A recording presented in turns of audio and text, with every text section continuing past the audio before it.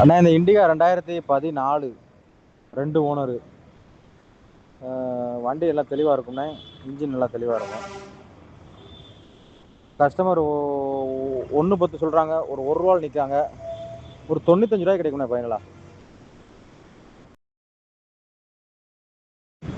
அண்ணா இந்த இண்டிகா 2014 2 ஓனரு.